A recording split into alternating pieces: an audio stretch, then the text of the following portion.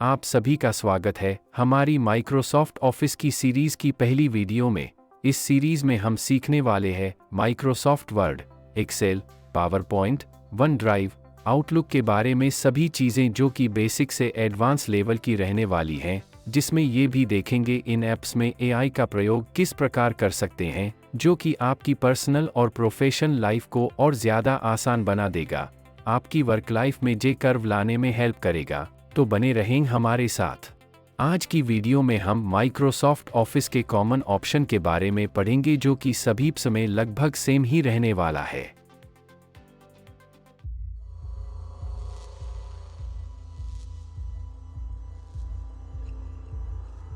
Microsoft word को open करते ही हमारे पास 3 ऑप्शंस आते हैं।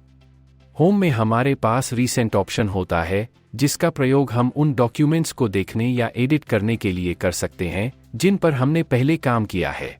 दूसरा ऑप्शन है पिन, कुछ ज़्यादा ज़रूरी डॉक्यूमेंट्स जिन्हें बार बार देखने या एडिट करने की ज़रूरत होती है, उन्हें पिन करके रख सकते हैं, जिससे हमें बार बार डॉक्यूमेंट को ढूंढना ना पड़े। इसके साथ ही नई टैब के ऑप्शंस भी देखने को मिलते हैं, जैसे कि न्यू, जिसे क्लिक करके हम एक ब्लैंक डॉक्यूमेंट को सेलेक्ट कर लेते हैं। उसमें हम अपनी ज़रूरत के मुताबिक इमेजेज, टेक्स्ट और ग्राफिक्स डाल सकते हैं। इसके अलावा बहुत सारे टेम्पलेट भी मौजूद होते हैं, जिनमें resume, cover letter, cards, business और पर्सनल टेम्पलेट का यूज़ करके हम अपना समय और मेहनत बचा सकते हैं। तीसरा ऑप्शन है ओपन। इसका प्रयोग हमारे कंप्यूटर की ड्राइव में सेव्ड या डाउनलोडेड वर्ड फाइल्स को खोलने के लिए किया जाता है, ताकि उन्हें हम देख सकें, पढ़ सकें और ज़रूरत के अनुसार बदलाव कर सकें। चलिए अभी हम एक ब्लैंक पेज ले लेते हैं। ये है माइक्रोसॉफ्ट वर्ड का होम पेज, जिसमें बहुत सारे टैब्स, ऑप्शंस और स्टाइल ऑप्शंस है। एक एक करके हम सभी टैब्स और ऑप्शंस के मतलब और इनके यूज़ के बारे में जानने वाले हैं। सबसे ऊपर वाले भाग को कहा जाता है क्विक एक्सेस टूल बार, जिसके अंदर हमें डॉक्यूमेंट को सेव करने, अनडू करने के साथ साथ और भी कई शॉर्टकट बटन्स मिलते हैं, जिनकी सहायता से हम सिंगल क्लिक से कमांड दे सकते हैं और इन्हें कस्टमाइज भी किया जा सकता है।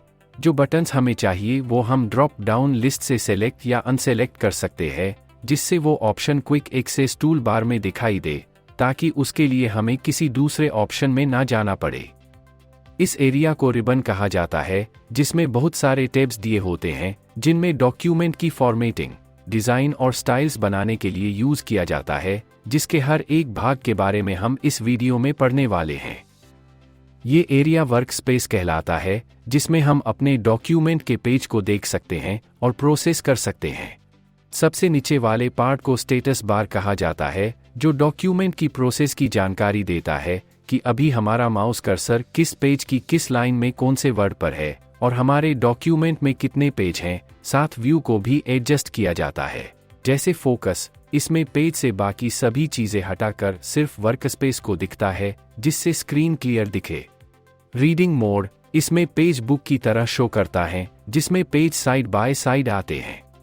प्रिंट लेआउट, इसमें पेज एक्चुअल पेज की तरह दिखता है, जिससे ये क्लियर रहे कि प्रिंट होने पर हमारा डॉक्यूमेंट किस तरह नजर आएगा। वेब लेआउट, इसमें पेज एक वेबसाइट की तरह पूरी स्क्रीन पर दिखाई देता है, जिससे लिखने में आसानी हो जाती है और बाकी लेआउट्स के मुकाबले पेज बड़ा दिखाई देता है। इसके साथ ही स्टेटस बार में पेज की जूम को एडजस्ट करने का भी ऑप्शन है, जिसे छोटे साइज के फॉन्ट, इमेजेज और आर्ट्स को एडजस्ट करने में और आसानी होती है तथा क्वालिटी में सुधार करने में मदद होती है, क्योंकि इसका उपयोग करके एक्चुअल स्पेस का पता लगता है। रिबन के अंदर पहला ऑप्शन है फाइल्स। इसका उपयोग डॉक्यूमेंट को सेव करने, प्रिंट करने, शेयर करने और अन्य तरीकों से किया जाता है। सबसे पहले ऑप्शन है होम, न्यू, ओपन, जिनके बारे में हम पहले ही पढ़ चुके हैं।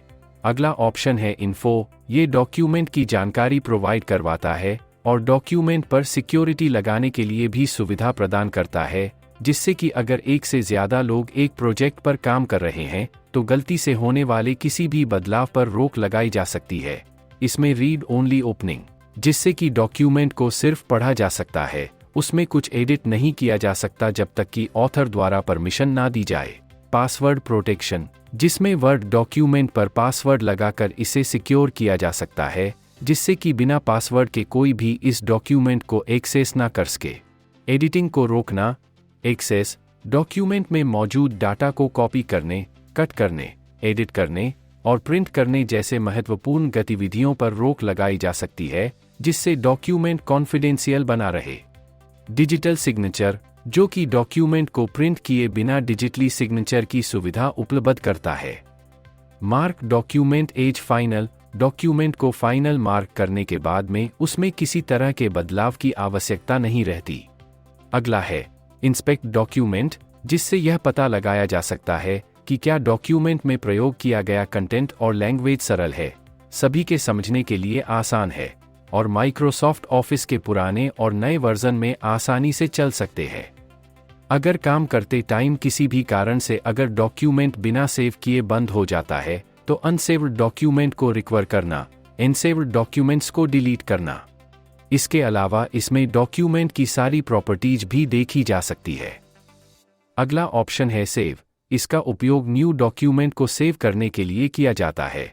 एक डॉक्यूमेंट को सेव करने के लिए मल्टीपल ऑप्शंस होते हैं, जैसे सेव टू पीसी, इसके अलावा ऑनलाइन वन ड्राइव या क्लाउड में सेव करना, ब्राउज ए लोकेशन, जिससे हम कंप्यूटर में उपलब्ध सभी स्टोरेज डिवाइसेस को सेलेक्ट करके उसमें डॉक्यूमेंट को सेव कर सकते हैं, साथ ही डॉक्यूमेंट को नाम भी दे सकते हैं। सेव एज का उपयोग मुख्य तौर पर एक ही डॉक्यूमेंट के टाइप को चेंज करने के लिए किया जाता है। सेव एज में हमें कई ऑप्शंस देखने को मिलते हैं, जैसे word document, old version, PDF, text document जिसमें बिना फॉर्मेटिंग, दसिग्नस, ग्राफिक्स के बिना सिंपल टेक्स्ट के रूप में डाटा को सेव करने में मदद मिलती है। इसके अलावा सेव एज का इस्तेमाल करके हम एक डॉक्यूमेंट की कॉपी कर सकते हैं तथा लोकेशन भी बदल सकते हैं, जिसे पहले से बनाए गए डॉक्यूमेंट में चेंज करने के बदले उसी डॉक्यूमेंट की अपडेटेड कॉपी बना सकते हैं। अगला ऑप्शन है प्रिंट, जिसका उपयोग करके डॉक्यूमेंट को प्रिंट किया जा सकता है। इसके बाद है शेयर, जिसका उपयोग कर हम डॉक्यूमेंट को ईमेल के द्वारा पीडीएफ फॉर्मेट में शेयर कर सकते हैं। इसके बाद आता है एक्सपोर्ट, जिससे वर्ड फाइल को पीडीएफ में डाउनलोड करने के साथ साथ फाइल टाइप्स बदलने के ऑप्शंस भी मिलते हैं, जिनका प्रयोग करके वर्ड फाइल के वर्जन, जैसे पुराने ऑफिस वर्जन में बदलना, भविष्य में उपयोग के लिए टेम्पलेट के रूप में सेव करना, डॉक्यूमेंट को टेक्स्ट फॉर्मेट में सेव करना, इसके अलावा प्लेन टेक्स्ट, रिच फॉर्मेट और वेब पेज फॉर्मेट में एक्सपोर्ट करना शामिल है। लास्ट ऑप्शन है क्लोज, जिसे क्लिक करके माइक्रोसॉफ्ट वर्ड को क्लोज किया जा सकता है। इसके अलावा मोर ऑप्शन में अकाउंट, जिसमें यूजर के माइक्रोसॉफ्ट अकाउंट की जानकारी, और ऑप्शंस टैब, जिसमें माइक्रोसॉफ्ट वर्ड के एडवांस ऑप्शंस देखने को मिलते हैं, जिनके बारे में हम आगे बात करेंगे। शॉर्टकट कमांड का प्रयोग करके कुछ सैंपल पैराग्राफ्स ले लेते हैं, जिसमें होम टैब के ऑप्शंस का उपयोग करके देखने वाले हैं कि किस ऑप्शन का क्या यूज है और किस प्रकार यूज किया जा सकता है। हम सबसे पहले यह जान लेते हैं कि हम डॉक्यूमेंट में टेक्स्ट का सिलेक्शन किस किस प्रकार से कर सकते हैं।